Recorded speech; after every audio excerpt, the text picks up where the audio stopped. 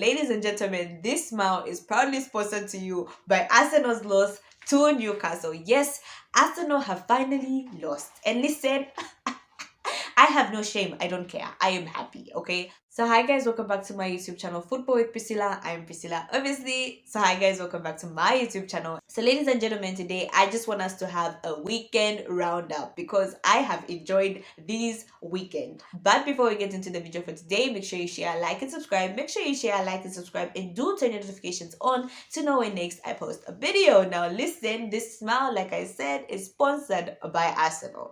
Now, I want to give my thoughts on the Arsenal versus Newcastle game first. Listen, should Arsenal fans be worried? I don't think so. I feel like Newcastle is not an easy team. Like, you just can't bully Newcastle. They are always running. They're always giving their all. But I will say this, I'm a bit disappointed in Arsenal. Like, I expected Arsenal to beat Newcastle. My brother was saying, oh no, we're going to lose. I was like, no, Arsenal's going to win. But Arsenal actually lost, which was very shocking for me. I expected Arsenal to go all out, but yeah, unfortunately they lost to Newcastle. For me, it's like, do I feel like Arsenal will win the Premier League? No. I honestly think with Arsenal, yes, they do add on to the team, but I still feel like they really have just one team. Arsenal is still a good team, but I honestly don't think Arsenal this season is going to challenge for the Premier League. I honestly don't. You can see that yes, they're a good team, but there's something missing with that Arsenal team. And for me, I feel like the biggest thing Arsenal is missing is an out-and-out striker. I don't think Gabriel Jesus is an out-and-out striker. I don't think he's a natural number 9. And I've been saying this for a long period of time. Arsenal need a striker. Keita for me doesn't do it. Gabriel Jesus for me doesn't do it. And I think eventually we're going to see that Arsenal's lack of a striker is going to affect them. Right? So Arsenal, ladies and gentlemen, lost to Newcastle, and I have been on cloud 9 ever since. I don't care if Manchester United played boring football. Listen, we won, Arsenal lost, and that's what's important, okay? Another game that I want us to talk about, ladies and gentlemen, that is a proud sponsor of my smile, ladies and gentlemen, is Liverpool drawing to Luton. Now listen, who would have thought that Liverpool would draw to Luton? Not me, okay? When I saw the Liverpool game versus Luton, I looked at the TV and I was like, there's no point in watching this game. Like, Liverpool is going to beat Luton 3-0. To my surprise, the game ended 1-1. Okay? So, is it that the players are reaching that part of the season where they're already tired? Like, what's happening to Liverpool?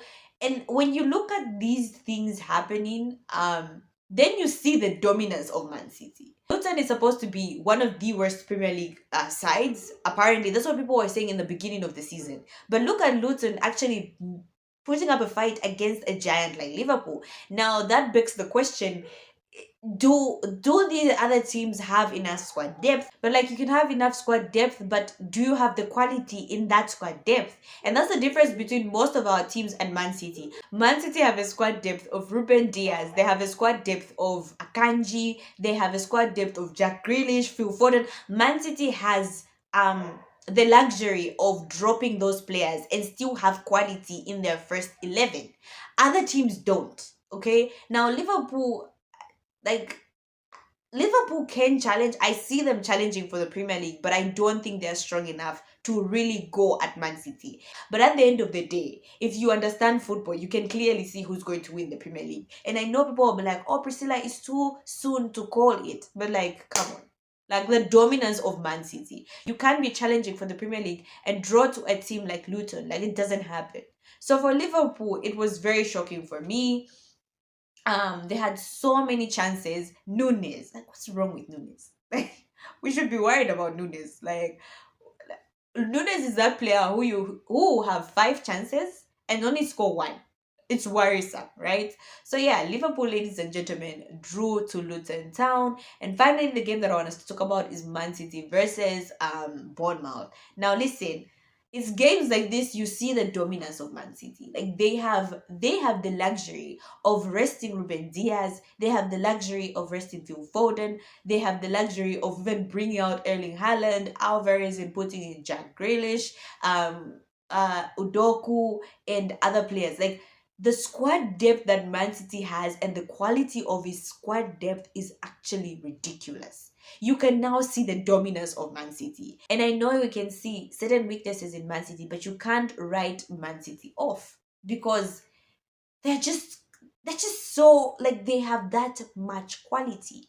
We can see that Arsenal might have the squad depth and Liverpool can have the squad depth. But the question is, that squad depth, does it have the quality? Because Man City will rest Ruben Diaz and still have John Stones and Akanji and Ake, right? Man City will rest Phil Foden and still have Udoku and Grealish. They can rest Haaland and still have Alvarez. They can rest Bernardo Silva and still have what's this guy's name? De Bruyne. They can rest who's this? They can rest Rodri and have Kovacic. Like, it's ridiculous the quality of their squad depth. So listen, ladies and gentlemen, it was a very interesting weekend for me because listen, my smile was kindly sponsored to you by Liverpool and Arsenal. So it's weekends like this, you see Man City and see other teams, and you see the huge gap that exists. So you guys do kindly let me know if you agree with me. Do you think it's too soon for me to say Man City is going to win the Premier League, or am I justified for saying that Man City is going to win the Premier League? So yeah, so that's all I had for you guys today. Thank you so much guys for watching. Make sure you share, like, and subscribe. Make sure you share, like, and subscribe, and do turn your notifications on to know when next I post the video.